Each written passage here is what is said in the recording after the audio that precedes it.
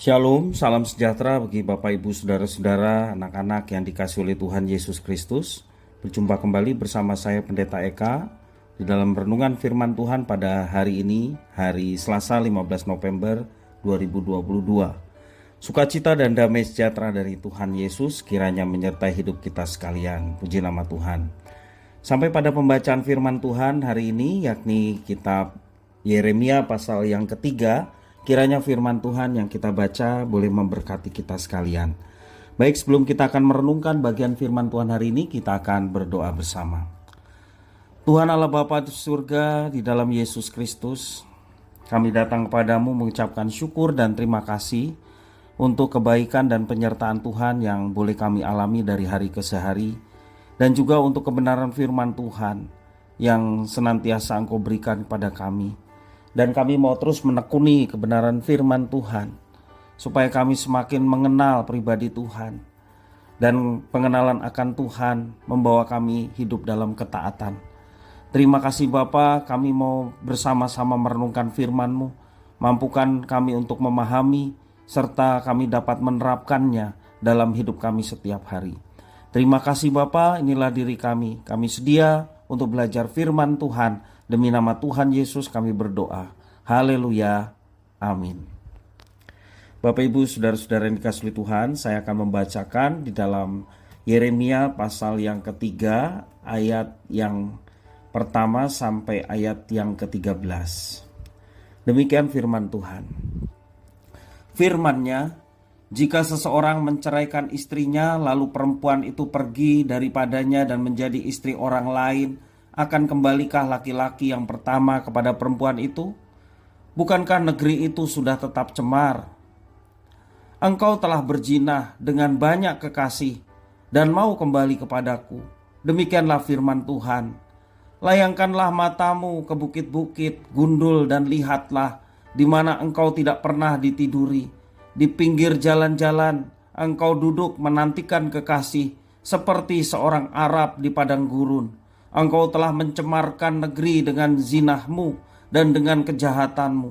Sebab itu dirus hujan tertahan dan hujan pada akhir musim tidak datang. Tetapi dahimu adalah dahi perempuan sundal. Engkau tidak mengenal malu. Bukankah baru saja engkau memanggil aku Bapakku? Engkaulah kawanku sejak kecil. Untuk selama-lamanya ia akan murka atau menaruh dendam untuk seterusnya. Demikianlah katamu, namun engkau sedapat-dapatnya melakukan kejahatan. Tuhan berfirman kepadaku dalam zaman Raja Yosia, sudahkah engkau melihat apa yang dilakukan Israel perempuan murtad itu? Bagaimana dia naik ke atas setiap bukit yang menjulang dan pergi ke bawah setiap pohon yang rimbun untuk bersundal di sana? Pikirku, sesudah melakukan semuanya ini, ia akan kembali kepadaku, tetapi ia tidak kembali. Hal itu telah dilihat oleh Yehuda saudaranya perempuan yang tidak setia. Dilihatnya bahwa oleh karena zinahnya, aku telah menceraikan Israel, perempuan murtad itu, dan memberikan kepadanya surat cerai.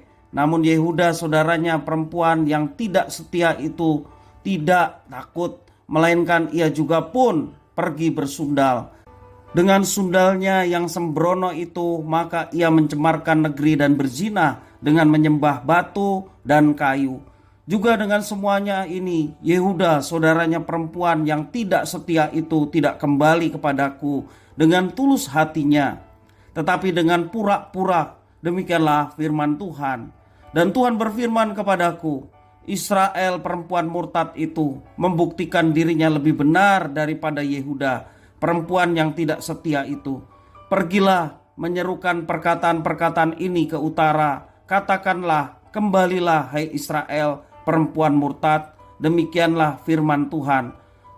Mukaku tidak akan muram terhadap kamu, sebab aku ini murah hati. Demikianlah firman Tuhan. Tidak akan murka untuk selama-lamanya. Hanya akuilah kesalahanmu, bahwa engkau telah mendurhaka terhadap Tuhan Allahmu, telah melampiaskan cinta birahimu kepada orang-orang asing di bawah setiap pohon yang rimbun, dan tidak mendengarkan suaraku. Demikianlah firman Tuhan. Bapak Ibu saudara-saudara yang dikasihi oleh Tuhan, suasana muram dan kecaman yang disampaikan Tuhan mengenai umatnya masih berlanjut dalam bagian yang kita baca pada pasal yang ketiga ini. Kali ini gambaran utama yang digunakan mengenai hubungan Tuhan dan Israel adalah ikatan suami istri. Dan gambaran ini sering digunakan untuk menegaskan hubungan kasih dan kesetiaan antara Tuhan dan umatnya. Seperti juga di dalam kitab Hosea pasal 1 sampai pasal 3. Bagaimana Tuhan menggambarkan Tuhan dan umatnya seperti ikatan pernikahan suami dan istri.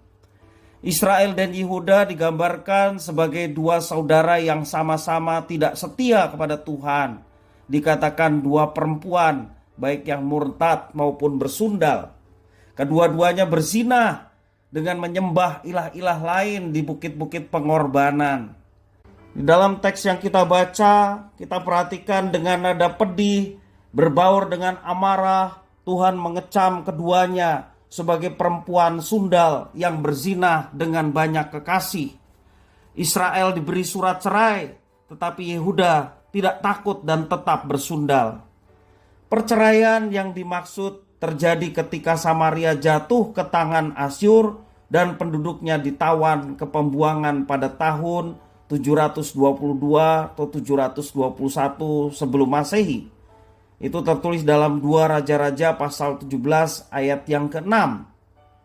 Malapetaka nasional ini dilihat sebagai akibat ketidaksetiaan mereka kepada Tuhan. Namun Yehuda yang luput dari peristiwa tragis ini rupanya tidak jera dan tetap bersundal dengan berhala-berhala. Itu dalam Yeremia pasal 3 ayat yang ke-8. Bagaimanapun Tuhan yang memanggil Israel adalah Tuhan Allah yang pengasih dan penyayang. Tuhan yang panjang sabar dan berlimpah kasih setianya. Ia tidak selamanya menuntut apalagi mendendam. Pemazmur mengatakan demikian di dalam Mazmur 103 ayat 8 sampai yang ke-9. Ia tidak menuntut apalagi dendam, penuh dengan kasih karunia yang begitu melimpah. Dan oleh kemurahan hati Tuhan, Ia telah memanggil umatnya yang telah murtad dan bersundal untuk kembali kepadanya. Di balik kekecewaannya selalu terselip pengampunan dan kerinduan untuk merangkul kembali umat yang dikasihinya. Itulah panjang sabar dan kasih setia Tuhan. Namun kalau kita perhatikan seperti yang kita baca di dalam teks saat ini, juga seperti yang diumpamakan oleh Tuhan Yesus dalam Lukas pasal 15 mengenai Bapa yang mengampuni anak yang telah hilang, ya. Perjalanan kembali sepertinya dimulai dari pengakuan dosa dan kesalahan yang telah dilakukan. Tangan Tuhan terbuka untuk pengampunan Yehuda dan Israel ketika mereka bertobat, mengakui segala kesalahan dan dosa-dosanya dan kembali kepada Tuhan.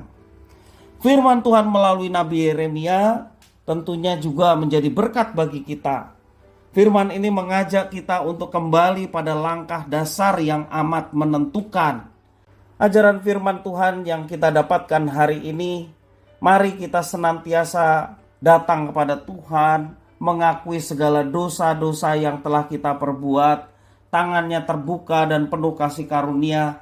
Dia mengampuni, bahkan pengampunan yang dari Tuhan sungguh luar biasa. Dia rela datang menjadi manusia, dan dalam keadaan manusia dia harus mati di kayu salib. Darahnya dicurahkan demi pengampunan kita. Segala dosa-dosa yang kita perbuat diampuni olehnya.